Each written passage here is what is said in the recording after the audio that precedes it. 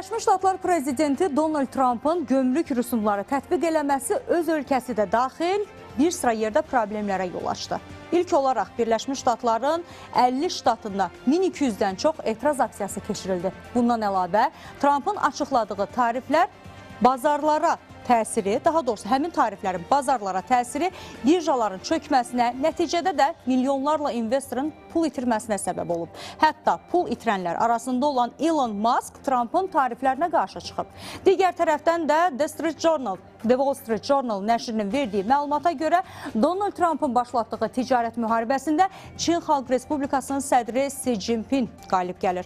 Bütün bunların fonunda təbii ki, maraqlıdır Trump'ın başlatdığı mübarizə nə ilə nəticələnəcək? Çin həqiqətən bu fürsətdən istifadə edib istədiklərinə nail ola bilərmi? Trump'a görə pul itirənlər sərt etiraz aksiyaları keçirə bilərmi? Etirazların dalğası daha nə qədər böyüyə bilər? Əməkdaşlarımızın araşdırmasını təqdim edirik. Amerika Birləşmiş Ştatları prezidenti Donald Trump'ın çoxdan gözlənilən yeni gömrük tariflərini açıqlaması yaxşı qarşılanmayıb. Belə ki, tarif səbəbindən dünyada birjaların çökməsi nəticəsində milyonlarla investor pul itirib. Pul itirənlər arasında dünyanın ən varlı adamları siyasına başçılıq edən Amerikalı milyarderlər də var. Bloomberg Milyarderlər İndeksində ilin əvvəlindən görünən zənginlərin sərvətindəki çökmə son 2 günün çöküşünə əlavə olunduqda dünyanın ən zənginləri arasında yalnız bir adamın qazanc əldə etdiyi görünür. Hətta prezident seçkiləri ərəfəsindən Trump'ın dəstəkçisi olan Elon Musk belə tariflərə qarşı çıxıb. Musk prezident Donald Trump'ın siyasətinə zidd olaraq Birləşmiş Ştatlar və Avropa İttifaqı arasında azad ticarət zonasının yaradılmasına çağırış edib. İş adamı həmçinin qeyd edib ki, Avropa İttifaqında hərəkət və məşğulluq azadlığı Birləşmiş Ştatlara da şamil olunmalıdır. Bütün bunlardan əlavə ölkədə Trump'a qarşı kütləvi etirazlar da başlayıb. CNN nəşrinin verdiyi məlumata görə Birləşmiş Ştatların 50 ştatında 1200-dən çox etiraz aksiyası keçirilib. Onlar hazırki administrasiyanın üzvlərini tənqid edən şüarlar səsləndiriblər. Baş verən hadisələr isə ya Trump'ın tətbiq etdiyi tariflərə yenidən baxması, ya da ölkənin bir qədər də bataqlığa sürüklənməsi ilə nəticələnə bilər. ABŞ bazarında ithal olunan məhsulların qiymətindəki kəskin bahalaşma,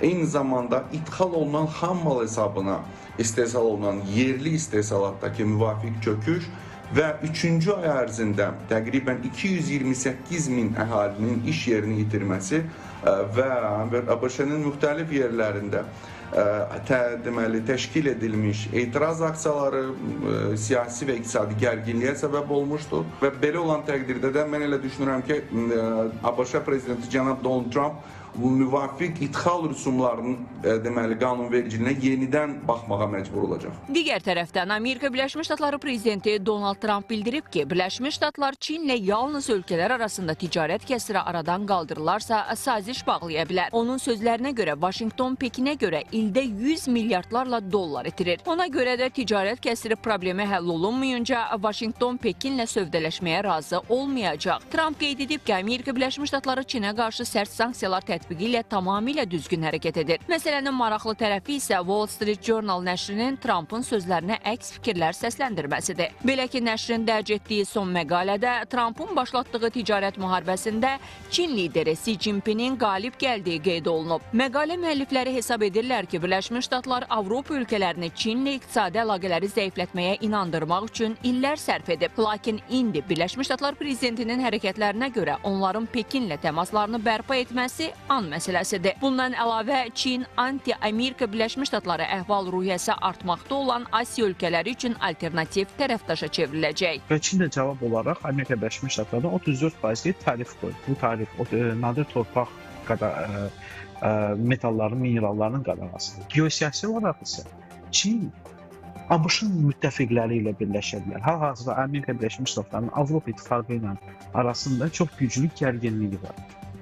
Və Çin Avropa İttifaqı ilə münasibətlərini daha da sıxlaşdıra bilər və belə olduğu təqdirdə Çin, Avropa Birliyi Çini ön sıralara çıxarda bilər. Təbiidir ki, bu proses Amerikanı dünyada təcrid siyasətinə yönətməklə paralelində Çinin bu istiqamətdə Amerikanın yerini əvəz etmək və onu daha da üstələmək prosesini də doğulmuş ola bilər ki, bu da Amerikanın Amerikanın əksinə Çini oyundan kənar vəziyyətə gətirməklə bağlı məxsus olaraq Trumpın bu ritorikasını fiyaskoya uğratmış olur. Qeyd edək ki, həmçinin yüksəlişinin qarşısını almaq, həm də Birləşmiş Ştatlarla münasibətləri pozmamaq üçün Türkiyədə daxil bir çox ölkə başçısı Vaşinqtona səfər edəcəklərini açıqlayıb. Trumpın bundan sonra atacağı addımlar isə hələlik sual altındadır.